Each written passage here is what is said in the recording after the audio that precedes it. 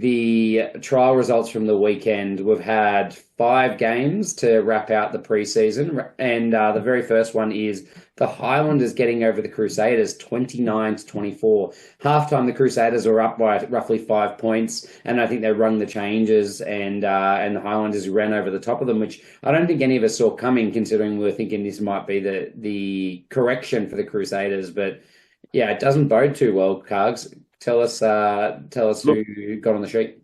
yeah, look, some really interesting ones out of that as well. So they had big Timmy Tavatavanawa playing 12 and just running over everyone, which was quite interesting.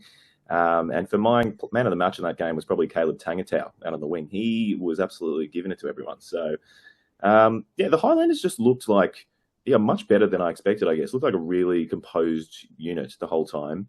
The Crusaders were missing quite like a few players, like no Cody Taylor. George Bell got injured, went off about 10 minutes in or something. Yeah. Or maybe just preemptively.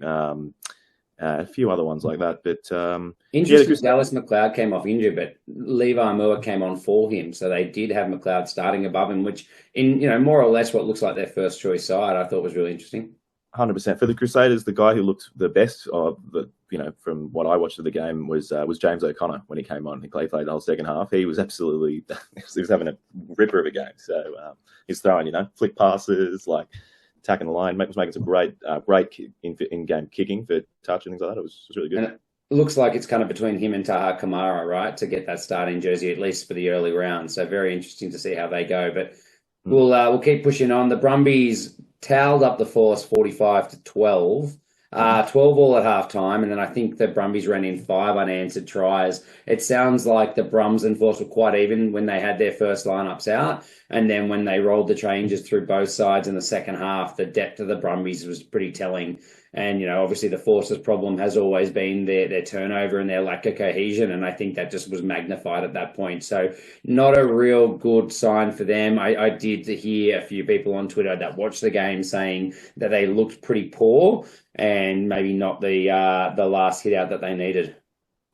Yeah, you probably expect the last hit out, like the Brumbies, like really trying to nail down the game plan and treat it as if it's game one. But the Force maybe didn't treat it that way because, as you said, lots of more changes and just kind of still trying to figure out who's who and who's going to work together. And the one that really stood out to me there was both trials now, including this one with their first, what appears to be their first choice side.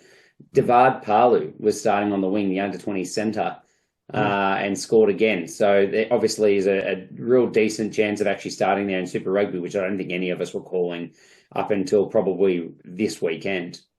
No, well, I mean, who were we saying? We were saying, obviously from last week's, with like Paige Potter on the wings. I thought that was fairly locked in. So interesting. Yep. I guess that's who they go with fullback, isn't it? So. Yeah, exactly right. And the other thing is Risham Pasatoa playing at 13 again. I thought there was a chance he'd play at 12, but played it outside centre, and they're obviously just trying to find a way to get him on the park as well. That's what we all think, right? It's just get him on the park, mate. 100%.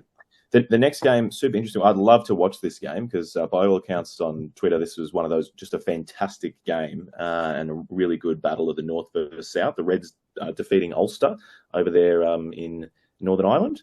That was an epic game, apparently, and huge performances from Timmy Ryan, from the Junkyard Dog, and a lot to like. I think from what I read as well, Jeremiah Murray was putting in some really great good runs. To see him getting an opportunity, because I think we all thought that he must be pushing for one of those starting wing spots.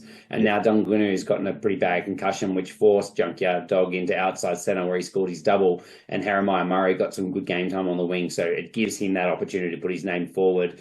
And I did even see Rugby Reg, who watched the game, saying that he thought that there was a decent chance he gets picked above Tim Ryan on a starting wing if they don't have Dungunu. So they do have that size. Yep. Yeah. Well, who's the other wing? Who's the other wing locked on for the Reds? Put me on the spot. Yeah, sorry. We'd have to look at our previews, but Junkyard Dog, Jeremiah Murray, Daugunu. I think I said it would be Daugunu and Jeremiah Murray. We went Lockie Anderson on the other wing when we did our preview. But it's between. I feel like it's between Jeremiah Murray, Dungunu, Tim Ryan, and Lockie Anderson for 2 wing spots. Basically, Jock Campbell should have fullback. Yeah, for sure. Yeah. So Cool, 30 all right. 31 in that one, and it was worth saying as well, Ulster had all their internationals and everything. Really interesting. Aidan Morgan was over there playing at 10 now. So kind of a bit of a loss to the Hurricanes himself. So, but a very good side. Hurricanes then played the Blues, and the Hurricanes got up 31-19. So again, a little bit of a surprise. You can never take too much out of these preseason games, but Kenny Naholo on the score sheet, Billy Proctor, Riley Higgins. I think one of the players that we've been keeping a bit of an eye on as one of our smokies, Fahey, Finney and Anofo. Far out. I thought I knew how to say that. You're not going to cop any grief from me. You know that I would have been worse, so that's fine. Finney and Anofo.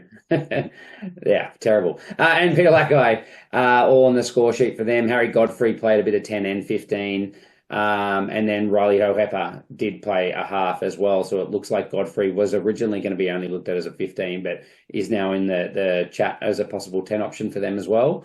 On the blue side of things, Taufa Funaki scored. I think we all love seeing him get some game time as the more exciting 9 that they can play. Suafoa on the score sheet, Patrick Tupolotto, and then Bowden Barrett scoring as well. Conversions from Harry Plummer and Bowden, so they both kicked a few. I'm not sure exactly what the lineups were, if Bowden was on the field and Plummer was kicking as well, but obviously Bowden not the best goal kicker historically. It'll be a bit of a hit to him as a fantasy player if he's not kicking goals.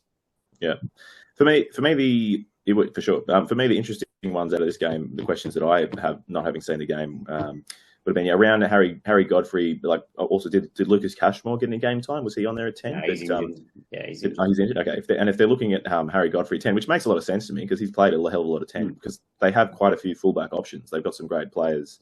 I forget. I was having a look at one of the youngsters who's absolutely crushing in the NPC there. They've got obviously Cade Banks, who was, I think, the top try scorer in the NPC. He was, he killed it. His stats were phenomenal, really. He's more looked at for a wing position, but there's another guy who I guess when we get into the team lineups, TJ Clark, who's also TJ Clark. had a good season, but he's also injured. So we'll get into that though. Let's not get too distracted because you and I can do that. The Chiefs versus Moana, the last game was 31-19. The Chiefs got over the Pacifica on Artie's debut for the side.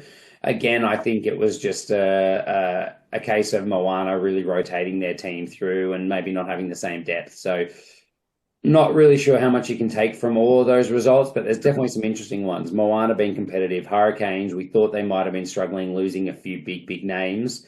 Really all their big names in TJ Artie, Geordie, some huge names in that club, but still getting the rub of the result there as well.